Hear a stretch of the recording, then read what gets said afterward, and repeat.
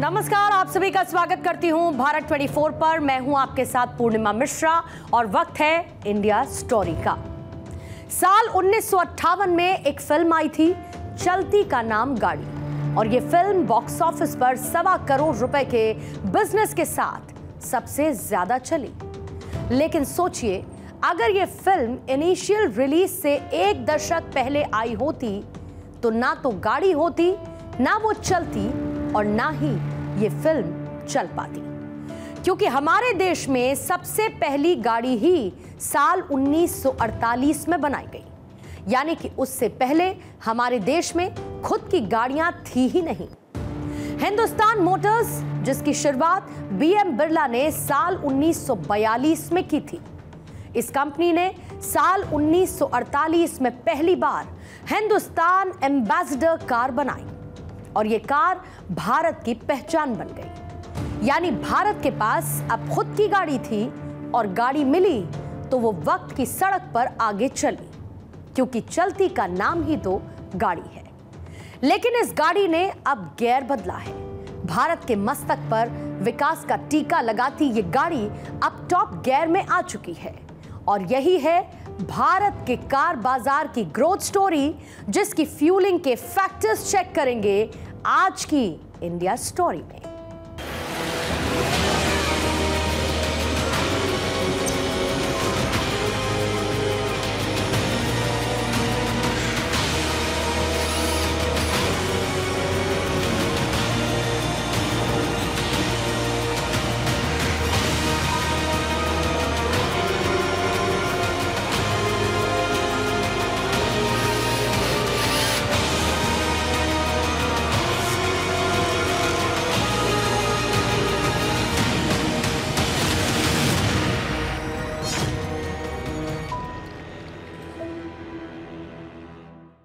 Growth pattern की speed वाले GPS पर भारत की कार सरहद की हर तार तोड़, सबको पीछे छोड़ सबसे आगे ग्रीन लाइन पर चल रही है, जहां पर कोई जाम नहीं है, कोई ट्रैफिक नहीं है।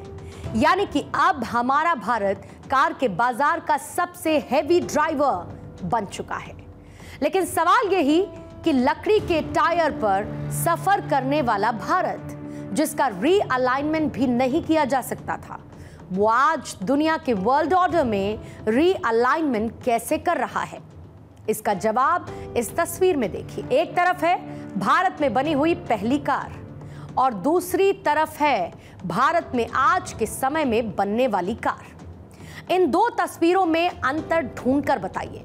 आप कहेंगे इसमें तो काफी अंतर है, लेकिन जो सबसे बड़ा डिफरेंस है वो है समय का अंतर। आजादी के बाद लकड़ी उठाकर, मिट्टी का चूल्हा बनाकर, रोटी का इंतजाम करने वाला भारत आज मॉड्यूलर किचन का सफर पूरा कर चुका है।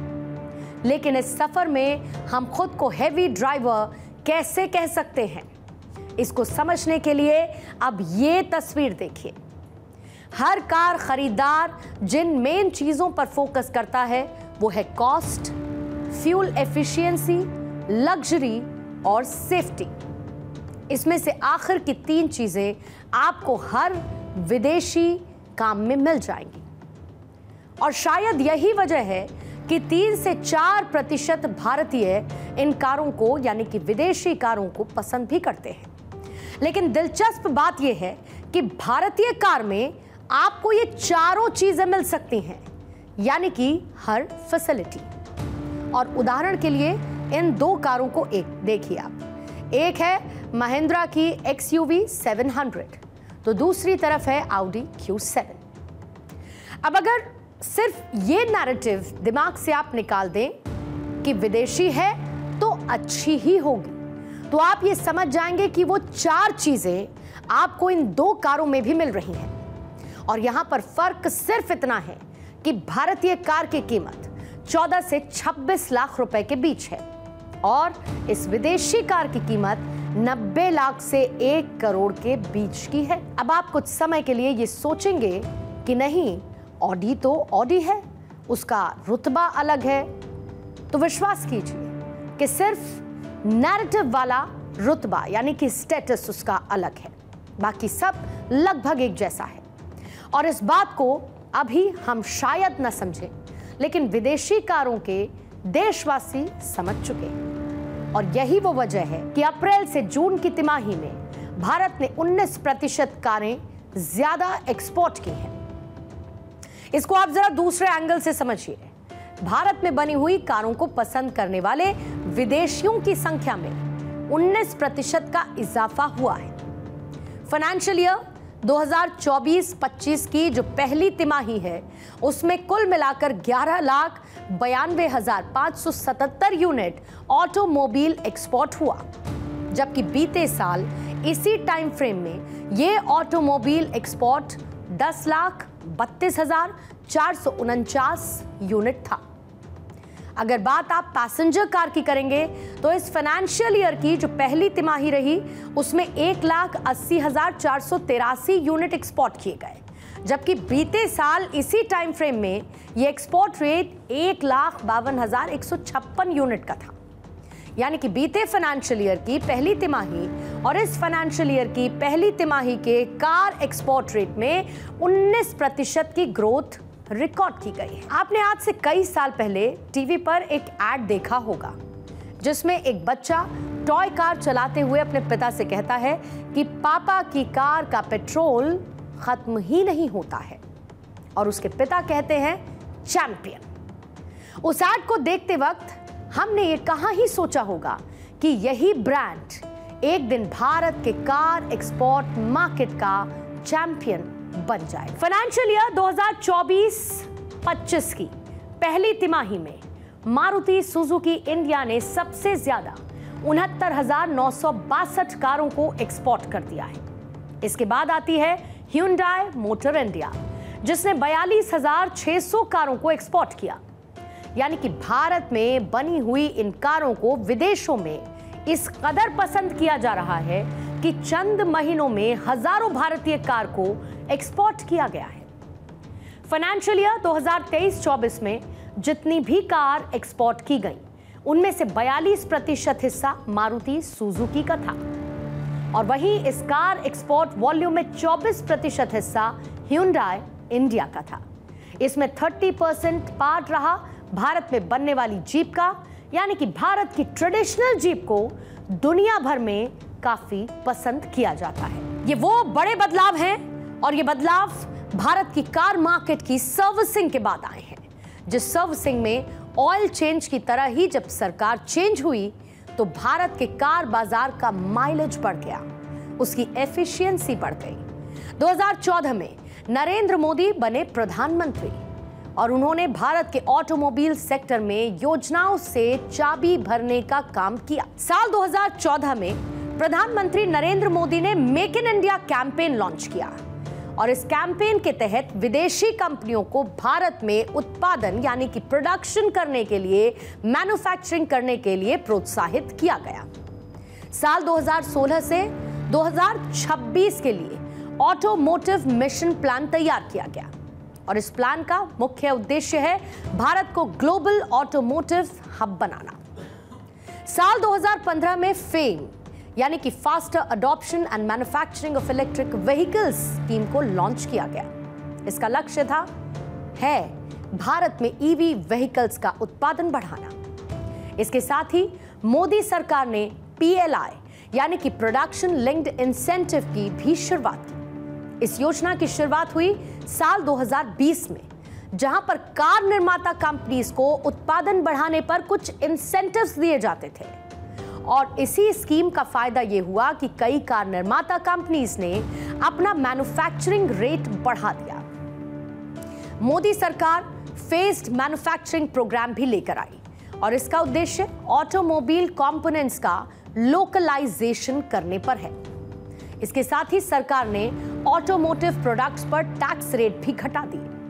साल 2021 आया, जिसमें स्क्रैपेज पॉलिसी भी लेकर आई सरकार, जहां पर पुराने वाहनों को स्क्रैप कराने के लिए अब आपको किसी रोड साइड डीलर के पास जाने की जरूरत नहीं, बल्कि लाइसेंस प्राप्त यूनिट में जाकर आप अपना वाहन स्क्रैप करा सकते हैं, और कार स्क्रैपिंग का पैसा आपको मिलेगा साथ ही नई कार खरीदने पर भी स्क्रैपेज सर्टिफिकेट दिखाकर 15 से 20% का फायदा मिल सकता है। साल 2021 में सरकार ड्राफ्ट नेशनल ऑटोमोटिव पॉलिसी भी लेकर आई और इसका उद्देश्य ऑटोमोटिव सेक्टर में सस्टेनेबल और इंक्लूसिव ग्रोथ है। इसके साथ ही देश में हाईवे बनने की रफ्तार बढ़ी तो ज्यादा लोग निजी वाहन की ओर रुख करने लगे और सरकारी स्कीम से भारत के कार बाजार ने भी सेल्फ स्टार्ट ले लिया है। भारत के पास एक टैलेंट है, डिजाइनिंग की टैलेंट है।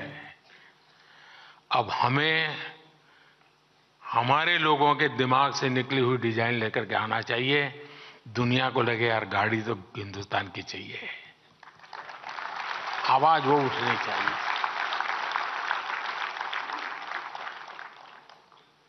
गर्व से वो कहें, रास्ते में जाता है तो कोई भी, अरे ये हमारी मेड इन इंडिया है, जरा देखे गाड़ी तो देखे जरा। मैं मानता हूं ये मिजाज पैदा करना चाहिए और अगर आपका आप पर भरोसा होगा ना तो दुनिया आप पर भरोसा करेगी। अपने आप पर भरोसा करिए, सामर्थ्य के साथ खड़े हो जाइए। विश्व का कोई ऐसा रास्ता ना हो जहां आप नजर ना आए दोस्तों।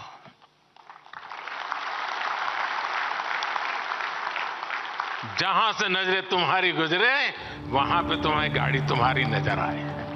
एक्सपोर्ट से लेकर भारत में ऑन रोड तक भारत के बढ़ते हुए कार बाजार की आंकड़ों वाली शानदार कैनोपी लगी है। भारत के कार बाजार को अगर आप करीब से देखेंगे तो यह भी सबसे तेजी से बढ़ता बाजार है जो देश की जीडीपी का मुंह मीठा करा रहा है। भारत पैसेंजर कार में तीसरा सबसे बड़ा बाजार बन चुका है। फाइनेंशियल ईयर 2023-24 में देश में पैसेंजर कार की कुल बिक्री 42.3 लाख रही है और भारत ने यह जगह जापान को रिप्लेस करके हासिल की है।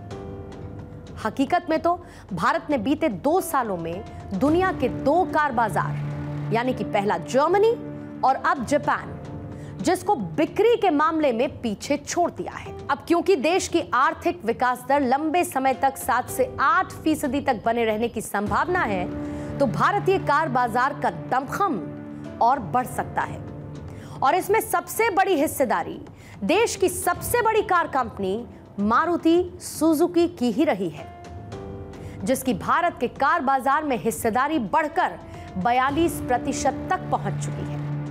लास्ट ईयर कंपनी की कुल बिक्री पहली बार 20 लाख के आंकड़े को पार करते हुए 21.35 लाख यूनिट्स की रही है। मारुति सुजुकी के एग्जीक्यूटिव समिति के सदस्य शशांक श्रीवास्तव का कहना है कि नई कार की कुल बिक्री में 50.6% हिस्सा एसयूवी कार का है, यानी कि मिडिल क्लास कम्युनिटी अब हैचबैक कार को छोड़कर एसयूवी कार्स को ज्यादा पसंद कर रही है। टाटा मोटर्स के ऑफिशियल्स का यह कहना है कि फाइनेंशियल ईयर 2023-24 में उसने कुल 5,73,495 पैसेंजर कार की बिक्री की, जो कि इसके पिछले वर्ष के मुकाबले 6% ज्यादा रही है। Hyundai मोटर्स की तरफ से यह बताया गया कि उसने लास्ट ईयर कुल 7,77,886 कार की बिक्री की, जो कि कंपनी की अब तक की सबसे बड़ी बिक्री है। भारत में मारुति सुजुकी सबसे ज्यादा कार बेचने वाली कंपनी होने के साथ ही हर नए दिन अलग अलग रिकॉर्ड्स बनाती है। जापान की कंपनी सुजुकी और मारुति की इस पार्टनरशिप ने भारत में अब तक 3 करोड़ कार्स के उत्पादन की एक ऐसी ऊंचाई को हासिल कर लिया जिसके बारे में सोचना भी नामुमकिन सा लगता है। और ऐसे में अब सुजुकी के लिए भारत दूसरा सबसे बड़ा मार्केट बन चुका है, जहां पर पहले स्थान पर है जापान। यहां पर उपलब्धि 40 साल और 4 महीने में सभी सुजुकी प्रोडक्शन बेस के बीच सबसे तेज गति से हासिल की गई है। मारुति सुजुकी इंडिया लिमिटेड के 3 करोड़ से ज्यादा वाहनों की मैन्युफैक्चरिंग जैसी उपलब्धि में कंपनी के गुरुग्राम, हरियाणा के मानेसर और गुजरात के हंसलपुर मैन्युफैक्चरिंग प्लांट में किया गया प्रोडक्शन शामिल किया गया है। दिसंबर 1983 में उत्पादन शुरू होने के बाद से रिकॉर्ड 40 साल और 4 महीने में यह अचीवमेंट हासिल किया गया, जो कि फास्टेस्ट है। मारुति सुजुकी के हरियाणा स्थित प्लांट में 2.68 करोड़ से ज्यादा वाहनों का निर्माण किया गया, तो गुजरात में 32 लाख से ज्यादा वाहनों का प्रोडक्शन किया गया। आपने भारत में एक कार को शुरुआती दिनों में जरूर देखा होगा और बहुत मुमकिन है कि आपके परिवार में किसी ना किसी के पास वो कार रही हो। बात कर रहे हैं आइकॉनिक कार मारुति 800। मारुति 800 ने 29 लाख से ज्यादा यूनिट्स के साथ इसी अचीवमेंट में अपना एक इंपॉर्टेंट रोल प्ले किया। इसके बाद Alto 800, Alto K10, Swift, Wagon R, Dzire, Omni and Baleno, ये ऐसे सफल मॉडल रहे जिसने प्रोडक्शन में अपनी एक इंपॉर्टेंट हिस्सेदारी दिखाई है। ये सभी की सभी कारें भारत में खूब बिकती हैं और बाकी देशों में भी इसका एक्सपोर्ट होता है। और मारुति सुजुकी फाइनेंशियल ईयर 2030 से 31 तक अपने मॉडल्स की सीरीज को मौजूदा 18 से बढ़ाकर 28 तक करने वाली है। देश में भले ही सभी के पास अपना घर ना हो, लेकिन निजी वाहन हर तीसरे घर में है। और यह आंकड़ा बहुत दिलचस्प है कि लगभग 30 करोड़ भारतीय परिवार में 11 करोड़ से ज्यादा प्राइवेट व्हीकल्स हैं। बेंगलुरु में जो प्राइवेट कार्स हैं उसके मामले में दिल्ली को भी वो पीछे छोड़ चुका है। टॉम की एक रिपोर्ट है, वो क्या कहती है। 31 मार्च 2023 तक बेंगलुरु में कुल 23.1 लाख निजी कारें थी और इसके कंपैरिजन में राष्ट्रीय राजधानी यानी कि दिल्ली में उस दिन तक 20.7 लाख प्राइवेट कार थी। वैसे जुलाई 2023 तक के आंकड़ों के मुताबिक सड़क परिवहन मंत्रालय के ई वाहन पोर्टल पर कुल 34 करोड़ से अधिक वाहन रजिस्टर्ड थे, लेकिन इनमें से जो निजी कार हैं उनकी संख्या थी लगभग 4 करोड़। रजिस्टर्ड कुल व्हीकल्स में लगभग 75% केवल मोटरसाइकिल की संख्या है। साइंस डायरेक्ट ने अपनी रिसर्च में यह अनुमान लगाया है कि साल 2050 तक भारत में जो दोपहिया वाहन है उनकी संख्या लगभग 420 मिलियन और जो कार हैं उनकी संख्या लगभग 262 मिलियन तक पहुंच जाएगी। और भारत में निजी वाहनों की बिक्री साल 2030 में यानी कि 2030 में एक अगला गियर लगाएगी, एकदम से रफ्तार पकड़ेगी। स्टैटिस्टा की एक रिपोर्ट ये कहती है कि साल 2024 में भारत में यात्री कारों से कुल एक अनुमानित जो रेवेन्यू है वो 22.6 बिलियन अमेरिकी डॉलर तक पहुंचने की उम्मीद है। ये अगले 4 साल यानी कि 2024 से 28 तक 1.4% के दर से ईयरली ग्रो करेगा। मतलब इसका ये है कि भारतीय कार बाजार साल 2028 तक 23.9 बिलियन अमेरिकी डॉलर तक की ऊंचाई हासिल कर सकता है। और वहीं आने वाले दिनों में एसयूवी की मांग सबसे अधिक होने की संभावना भी है। भारतीय यात्री कार बाजार में स्टाइल, स्पेस, क्षमता के मुताबिक कॉम्पैक्ट एसयूवी की मांग में वृद्धि होने की उम्मीद है। और यह भी अनुमान है कि साल 2028 तक कारों के बाजार की यूनिट बिक्री हर साल 32 लाख तक बढ़ सकती है। हिंदुस्तान के अंदर आज एनडीए सरकार मैन्युफैक्चरिंग में हर तरह के इंसेंटिव दे रही है, हर तरह की हेल्प दे रही है। साथ ही साथ सबसे बड़ी बात है ईज ऑफ डूइंग बिजनेस। फिर डॉलर का रेट जिस तरीके से बढ़ा हुआ है, कार मैन्युफैक्चरिंग और एक्सपोर्ट जो है बहुत ही बढ़िया और बहुत ही प्रॉफिटेबल चीज़ बन रही है। और हिंदुस्तान की कार्स में आज की तारीख में क्वालिटी कंट्रोल भी बहुत है। हिंदुस्तान की कार्स में क्वालिटी कंट्रोल, इंजीनियरिंग परफेक्शन की वजह से बहुत से कंट्रीज में इसको पसंद किया जा रहा है। अब इसी स्टोरी को एक दूसरे एंगल से भी देखते हैं, यानी कि भले ही भारत में वाहनों की संख्या बहुत दिखाई दे, लेकिन अगर आप जनसंख्या से इसकी तुलना करेंगे तो भारत कई देशों से पीछे है। कार स्वामित्व के मामले में अमेरिका है टॉप नंबर पर। यहां पर 88% ऐसे परिवार हैं जिनके पास कम से कम एक कार जरूर है। जर्मनी 85% के साथ दूसरे नंबर पर है। यही नहीं, अमेरिका में हर घर जिसमें 1.97 व्हीकल हैं, यानी कि ऑन एन एवरेज 2 के करीब है। लेकिन दुनिया का 5वां सबसे छोटा देश सैन मेरिनो कार के मामले में सबसे आगे है। यहां पर हर परिवार के पास 3.26 कार है, यानी कि क्लोज टू 4 या 3.5 आप कह सकते हैं। फ्रांस में 83% लोगों के पास निजी गाड़ियां हैं, तो जापान में 81% लोगों के पास हैं। ब्रिटेन के भी 74% लोगों के पास अपने वाहन हैं। और अगर आप भारत की बात करेंगे तो देश के केवल 8% लोगों के पास ही अपनी गाड़ी है। चीन में भी केवल 17% लोग अपने पास एक कार रखते हैं, यानी कि प्राइवेट व्हीकल रखते हैं। अब आप ये सोचिए कि भारत का कार बाजार जब दुनिया के कार बाजारों को टक्कर दे रहा है, ये तब है जब भारत के सिर्फ 8% लोगों के पास ही अपनी गाड़ी है। यानी कि इस बाजार ने सिर्फ किनारे का पानी पिया है, समंदर अभी बाकी है। Society of Indian automotive manufacturers ने अभी हाल ही में कुछ नंबर्स रिलीज किए और इन आंकड़ों को आपको जरूर देखना चाहिए। इन आंकड़ों के मुताबिक साल 2023 में उत्तर प्रदेश देश भर में सबसे अधिक वाहन बिक्री वाला राज्य बन चुका है और इसी लिस्ट में दूसरे और तीसरे नंबर पर आता है महाराष्ट्र और तमिलनाडु। अगर आप टोटल नंबर ऑफ व्हीकल्स की बिक्री की बात करेंगे तो जो टॉप 10 राज्य हैं उनकी सूची में कर्नाटक है 4थे नंबर पर, गुजरात है 5वें नंबर पर और बिहार है 6ठे स्थान पर, जबकि मध्य प्रदेश है 8वें स्थान पर। पश्चिम बंगाल और तेलंगाना 9वें और 10वें नंबर पर है। अगर आप निजी वाहनों के आंकड़ों को देखेंगे तो इसमें महाराष्ट्र 12% हिस्सेदारी के साथ सबसे आगे है। फिर उत्तर प्रदेश 10% की हिस्सेदारी के साथ दूसरे नंबर पर है।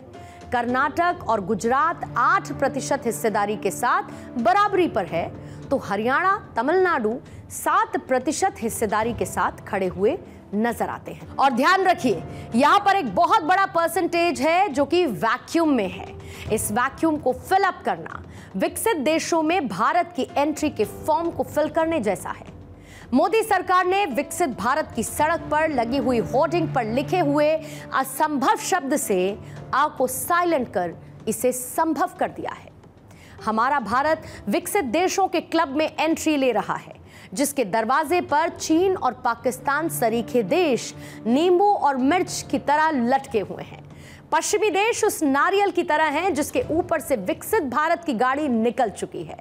मंजिल का मुकाम चंद सालों में सपना नहीं बल्कि अपना होगा।